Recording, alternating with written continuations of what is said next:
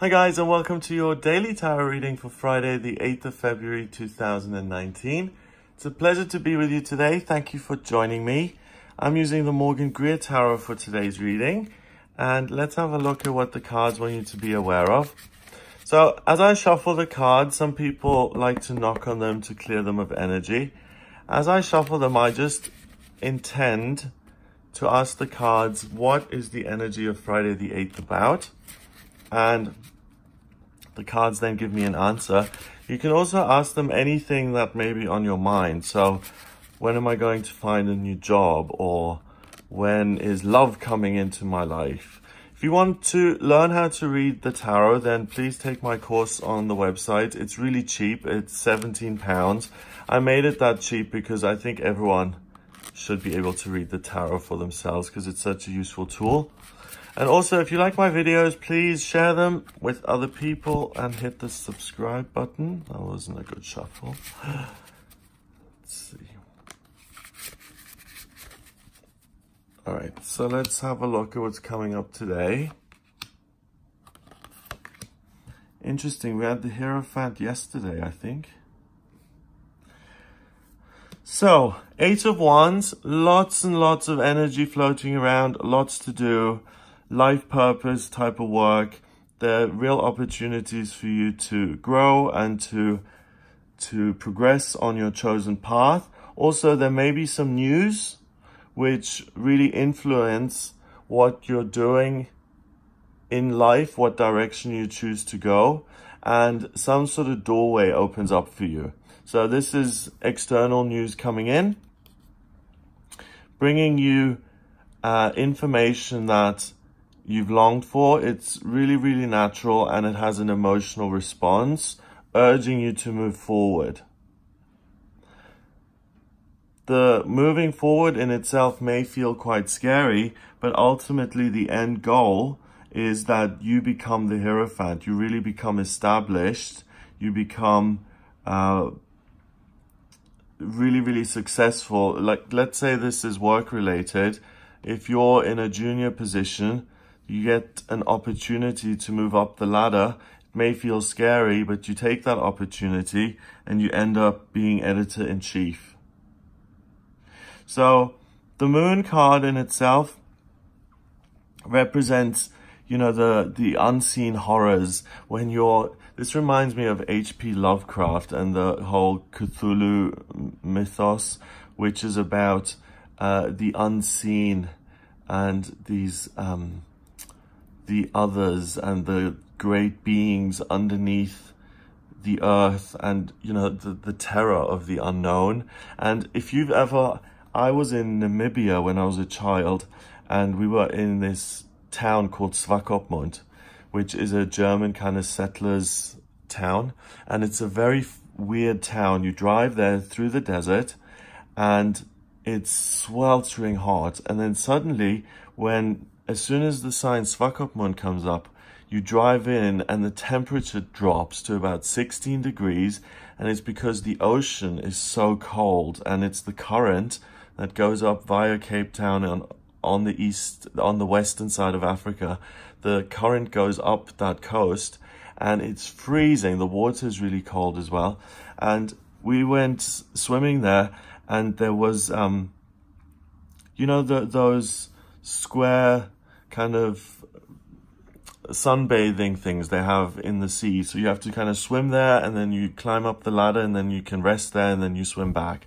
Well, this thing had these ropes attaching it, and I looked down and I could see the ropes going down, down, down. But then as they went further down, they started to disappear, and they disappeared in the darkness. And just looking at that filled me with a dread and a horror that I'd never experienced, you know, because I realized on an intellectual level they didn't have sharks there or anything, but just the dread of what could be down there. Like, and that's similar to our psyches.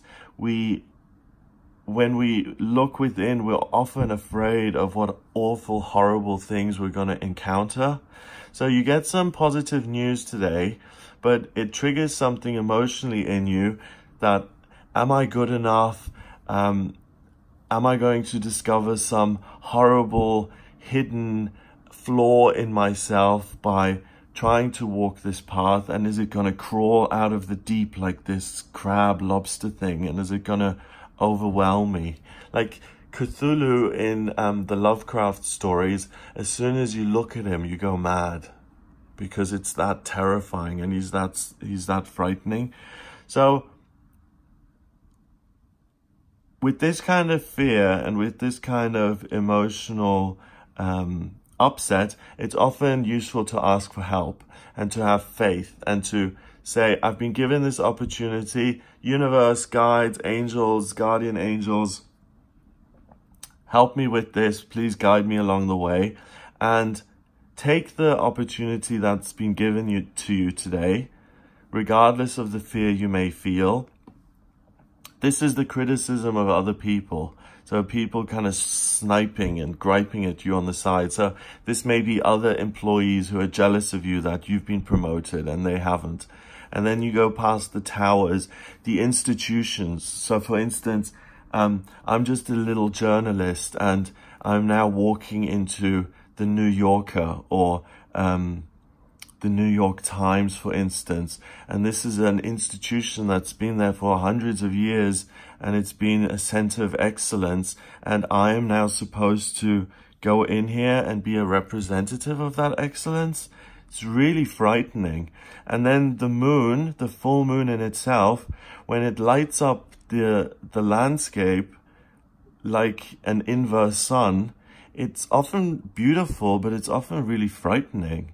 If you look at a snow-covered area in a full moon, it's beautiful. The snow, it shines and it twinkles like a million diamonds.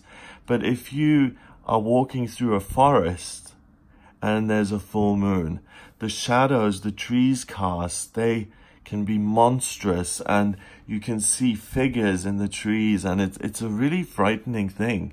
So use the opportunity to move forward today, no matter how scary it may be. It will lead to you getting the keys to the kingdom, so to speak.